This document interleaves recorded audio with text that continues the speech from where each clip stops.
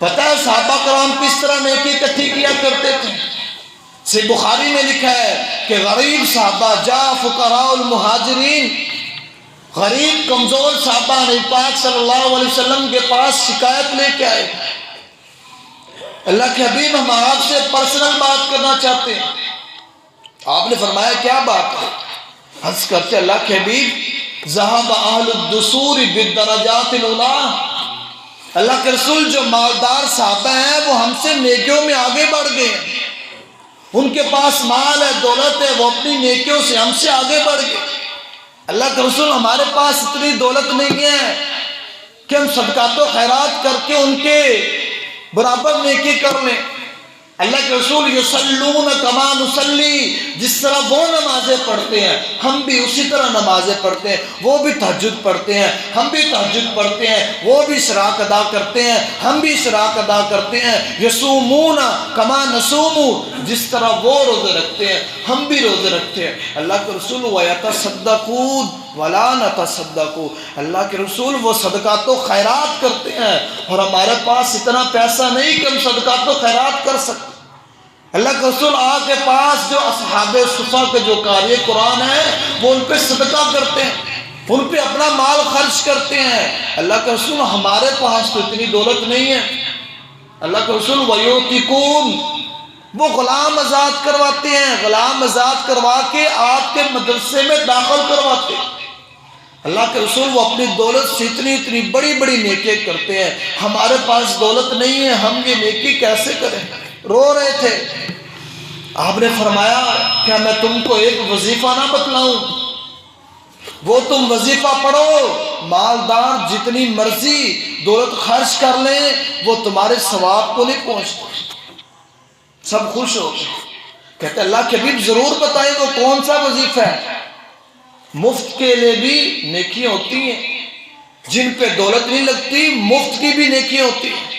آپ نے فرمایا ہر نماز کے بعد 33 دفعہ سبحان اللہ، 33 دفعہ الحمدللہ اور 34 دفعہ اللہ اکبر یہ تم پڑھ لیا کرو۔ ہر نماز کے بعد یہ 100 کی گنتی تم کیا کرو۔ مالدار جتنا مرضی مال خرچ کر لے یہ تمہارے ثواب کو نہیں پہنچ سکتے۔ خوش ہو گئے۔ اگلی نماز کا ٹائم آیا، سبھی نماز کے بعد یہ وظیفہ کر رہے ہیں۔ اب جو مالدار لوگ تھے انہوں نے دیکھا کہ یہ کیا کر رہے ہیں، کیونکہ وہ بھی تو اپنی دولت کے ساتھ نیکی اکٹھی کرتے تھے۔ انہوں نے پوچھ لیا کہ آپ یہ کیا کر رہے ہیں؟ اب جھوٹ تو بول نہیں سکتے تھے، سیدھی بات کہہ دی کہ آپ مالدار تھے، آپ اپنے دولت کے ساتھ صدقات و خیرات کرتے تھے، ہم غریب ہیں، ہمارے پاس اتنی دولت نہیں تھی، ہم آپ کی نیکیوں کی وجہ سے آپ نبی پاک صلی اللہ علیہ وسلم کے پاس شکایت لے گئے تھے کہ اللہ کے حبیب ان کے پاس اتنی دولت ہے، وہ ہم سے نیکی زیادہ کرتے ہیں۔ تو نبی پاک صلی اللہ علیہ وسلم ہمیں یہ وظیفہ بتلایا کہ تم ہر نماز کے بعد 33 دفعہ سبحان اللہ، 33 دفعہ الحمدللہ اور 34 دفعہ اللہ اکبر پڑھا کرو۔ یہ 100 کی گنتی تم پوری کر دیا کرو، جتنا مرضی وہ مالدار خرچ کر لیں تمہاری نیکی کو نہیں پہنچ سکتے۔ انہوں نے کہا اچھا۔ اگلی نماز کا ٹائم آیا، غریب صحابہ بھی وہی وظیفہ کر رہے ہیں اور امیر صحابہ بھی وہی وظیفہ کر رہے ہیں۔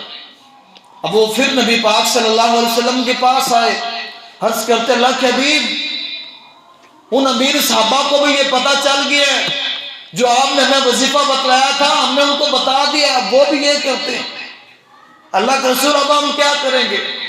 اس وقت آپ نے فرمایا تھا ذالک فضل اللہ یؤتیہ من یشاء، یہ اللہ کا فضل ہے، اللہ جسے چاہے مرضی عطا کرتا ہے۔ اگر وہ اپنی دولت کے ساتھ نیکی اکٹھی کر رہے ہیں تو یہ پھر اللہ کا فضل ہے، اس میں میں کچھ نہیں کر سکتا۔ ہاں اگر وہ اپنی دولت کے ساتھ نیکی اکٹھی نہیں کر رہے تو پھر آزمائش ہے، پھر اس سے کوئی فائدہ نہیں ہوگا۔